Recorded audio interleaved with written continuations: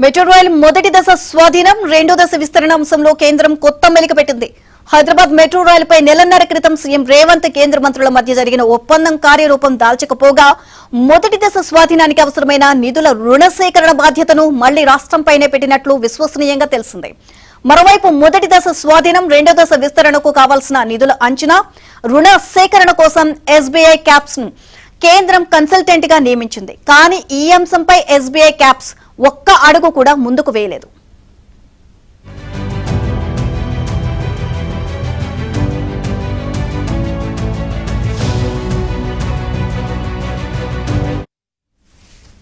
ఇక మెట్రో విషయంలో కేంద్రంతో జరిపిన చర్చల మేరకు మున్సిపల్ శాఖ ప్రత్యేక ప్రధాన కార్యదర్శి జయేష్ రంజన్ ను రాష్ట్ర ప్రభుత్వం ప్రతినిధిగా నియమించింది. కేంద్రం మాత్రం ఇప్పటి వరకు తమ ప్రతినిధిని ప్రకటించలేదు.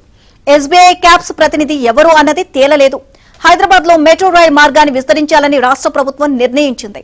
ఫేజ్ 1 ద్వారా తమకు ఆశించిన ఫలితాలు రాలేదని, నష్టాలు ఉన్నాయని ఎల్ఎన్టీ సంస్థ ప్రభుత్వానికి తెలియజేసింది. రెండో దశను విస్తరించాలి అంటే సాంకేతికంగా ఫేజ్ 1 ను కూడా ప్రభుత్వమే స్వాధీనం చేసుకోవాలి. అందుకు 13,600 కోట్లు కావాల్సి వచ్చింది. జపాన్ కు చెందిన ఐఆర్ఎఫ్సి నుంచి తక్కువ వడ్డీకే రుణం తీసుకునేందుకు అన్ని ప్రక్రియలు పూర్తి చేసింది.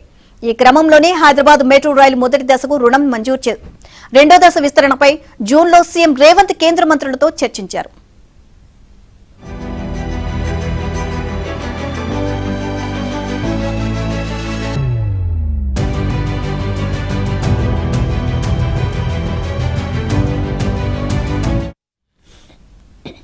ఒక్కో దశకు వేరువేరుగా కాకుండా 2 దశలకు కలిపే రుణం తీసుకోవాలని కేంద్రం సూచించింది. దీంతో అప్పటికే రాష్ట్ర ప్రభుత్వానికి ఐఆర్ఎఫ్సి నుంచి మంజూరైన 13,600 కోట్ల రుణం నిలిచిపోయింది. దాని స్థానంలో 2 దశలకు కలిపి ఎంత ఖర్చవుతుంది, ఎక్కడి నుంచి రుణం తేవాలి తదితర విషయాలపై నివేదిక ఇవ్వడంతో పాటు ఈ ప్రక్రియను ముందుకు తీసుకువెళ్లేందుకు ఎస్బీఐ క్యాప్స్ ను కన్సల్టెంట్ గా నియమించింది. 2 దశలకు అవసరమైన రుణం ఇచ్చే ఆర్థిక సంస్థలను ఎంపిక చేయడం, రుణం మంజూరుకు మార్గం సుగమం చేయడం ఎస్బీఐ క్యాప్స్ బాధ్యతే.